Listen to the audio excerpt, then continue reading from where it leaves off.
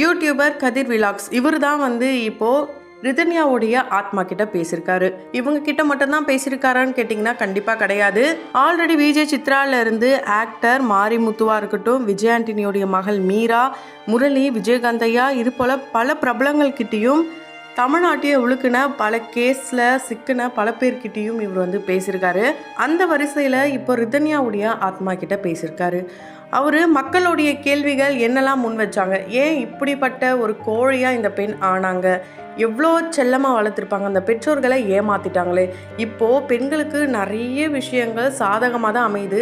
அப்படி இருக்கும்போது அந்த பெண் நினச்சிருந்தா உயிரோடு இருந்தே அந்த குடும்பத்தை பழி வாங்கியிருக்கலாமே, எதுக்கு இறந்து போனாங்க, இது போல் கேள்விகள் மக்கள் மத்தியில் இருந்துட்டு இருந்தது. இந்த கேள்விகள் எல்லாத்தையுமே அந்த நபர் கேட்டிருக்காரு. ஸோ அதுக்கு ரிதன்யாவுடைய ஆத்மா என்னெல்லாம் சொல்லியிருக்குன்னா, நான் கோபத்தில் இருக்கேன், என்னுடைய உடல் இல்லை, காண முடியாத ஒரு நிழல் தான், இப்படிப்பட்ட ஒரு முடிவெடுக்க காரணம் என்னால் தாங்க முடியாத வலி, ஒரு மயக்கத்திலேயே நான் இருந்தேன், என்னால் வெளியே சொல்ல முடியல, என்னை மீறிய செயல்தான், ஆனால் ஏற்றுக்கிட்டு தானே ஆகணும், இதை மற்றவங்களால ஏற்றுக்க முடியாமல் இருக்கலாம், என்னை மன்னிச்சிடுங்க, நான் தப்பு பண்ணிட்டேன், உடல் அளவிலையும் மனதளவிலையும் நான் மிகப்பெரிய கொடுமையாக அனுபவித்தேன், காயங்கள் ஏற்பட்டிருக்கு, என்னோட இறப்பை பற்றி தினம் நான் கொடுமையை அனுபவித்தேன், வெளியே சொல்ல முடியல, அதனால தான் இந்த முடிவை எடுத்தேன், அதுவும் நான் உடனேலாம் எடுக்கலை, நான் நிறைய போராடினேன், நான் எங்கள் அப்பா அம்மா கிட்ட சொன்னேன், அங்கேயே இருக்கணும், என்னை வீட்டிலே வச்சுக்கோங்கன்னு கூட கேட்டோம், ஆனால் எங்கள் அப்பா அம்மா இல்லை, ஊர் என்ன பேசும், நீ போன்ட்டு என்னை விரட்டி விட்டாங்க, பிடிக்காமல் நான் ஒரு மனித மிருகத்தோடைய கூட்டுக்குள்ளே போனேன், அங்கே என்னை எந்த அளவுக்கு சித்திரவதை பண்ண முடியுமோ அந்த அளவுக்கு கொடுமைகளை அனுபவித்தேன், நான் சாகிறதுக்கு 1 மணி நேரத்துக்கு முன்னாடி வரைக்கும் என்னை அவ்வளோ கொடுமை பண்ணாங்க, நான் போட்ட காஃபிலியாக இருக்கட்டும், நான் சொல்ல வேண்டான்னு சொல்லி என்னை ஒரு அறை அடித்தாங்க, அது மட்டும் இல்லாமல் ஒரு வார்த்தையை என்னால் தாங்கவே முடியல, எங்கள் அப்பா அம்மாவையும் கேவலப்படுத்தினாங்க, அதை என்னால் பொறுத்துக்க முடியல, எவ்வளவோ நான் போராடினேன், கடவுள்கிட்ட நான் சத்தியம் பண்ணியிருக்கேன், கண்டிப்பாக நான் திரும்ப வருவேன், நான் துர்மரணம் அடைஞ்சிருக்கேன், கண்டிப்பாக நான் திரும்ப வருவேன், இன்னொரு வாழ்க்கையில் என்னால் நினச்சி பார்க்க முடியாது, அதனால தான் நான் இப்படிப்பட்ட முடிவு எடுத்தேன், நான் முடிவு எடுக்கும் போது கோபத்தில் எடுத்தேன் அப்படிலாம் இல்லை, அந்த அளவுக்கு வலியை நான் அனுபவிச்சிருக்கேன், நன்றி இல்லாத மிருகங்களை தப்பிக்க விடக்கூடாது, என்னுடைய வளர்ப்பு ரொம்ப சரியான வளர்ப்பு, எங்கள் அப்பா அம்மா சிறந்த வளர்ப்பு, சிறந்த பெண்மணியை வளர்த்துருக்காங்க, நான் வெளியே வந்திருந்தா இன்னொரு பொண்ணு இந்த இடத்துல மாட்டியிருக்கோம், அதனால தான் நான் இப்படிப்பட்ட ஒரு முடிவு எடுத்தேன், எந்த ஒரு பெண்ணுக்கும் இப்படிப்பட்ட நிலை வரக்கூடாது, என் வீட்டில் என்னை அடித்தது கூட கிடையாது, ஆனால் இங்கே அவ்வளோ கொடுமை, நான் யாரையும் தப்பாக பேசினது கூட கிடையாது, ப்ளீஸ் என்னை மன்னிச்சிடுங்க.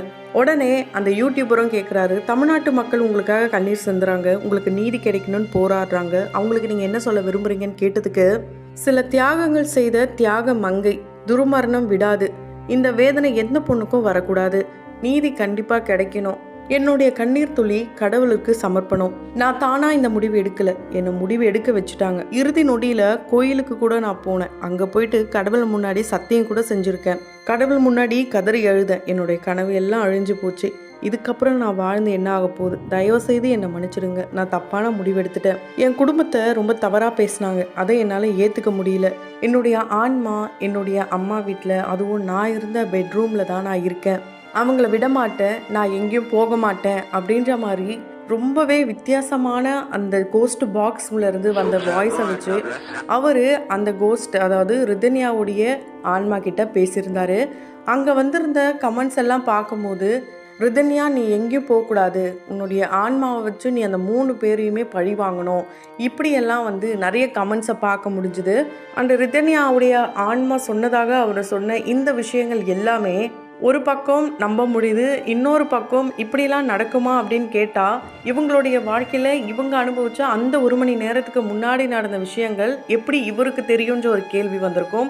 அதெல்லாம் வச்சு பார்க்கும்போது கண்டிப்பாக எப்படி ஒரு நல்லது இருக்கோ கெட்டது இருக்க தான் செய்யுது.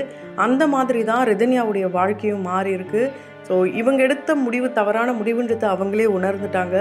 இதே மாதிரி யாருக்கும் நடக்கக்கூடாதுன்னு நம்ம சொல்லிட்டு இருக்கும் போதே ஆல்ரெடி சென்னை கோயம்பேட்டை சேர்ந்த கவிதா அப்படின்ற ஒரு வழக்கறிஞருக்கு நடந்திருக்கு. அதோடைய கேஸ் இன்னும் வெளியே அந்தளவுக்கு வெளியே வரல. அதே மாதிரி ரிதன்யாவுடைய போஸ்ட்மார்ட்டம் ரிப்போர்ட் கூட வெளியே வரல. ஆனால் பல பேரும் பல விதங்களில் இவங்களுக்கு இங்கே காயம் இருந்தது, அங்கே காயம் இருந்தது, இப்படி இருந்தது, அப்படி இருந்ததுன்ட்டு என்னென்னமோ சொல்லிகிட்ருக்காங்க. என்ன நடந்ததுன்றது ரிதன்யாவுக்கு மட்டும்தான் தெரியும். அவங்க அந்த இடத்துல பட்ட வலி வேதனை பார்க்குற நம்ம யாருக்கும் புரியாது. என்னதான் இதை பற்றி பேசிக்கிட்டே போனாலும் இதுக்கான முடிவு எப்போ கிடைக்கும் அப்படின்றது காலம்தான் பதில் சொல்லணும். இதெல்லாம் பார்க்கும்போது ரொம்பவே அதிர்ச்சியாக தான் இருக்குது. கண்டிப்பாக கவினுக்கும் அவங்களுடைய குடும்பத்தினருக்கும் மிகப்பெரிய ஒரு தண்டனை, இதுக்கப்புறம் யாருமே இந்த தவறை பண்ணக்கூடாது, அந்த அளவுக்கு இவங்களுக்கு கொடுக்க போகிற தண்டனை மிகப்பெரிய ஒரு தாக்கத்தை ஏற்படுத்துகிற அளவுக்கு இருக்கணும். Justice for Rithanya.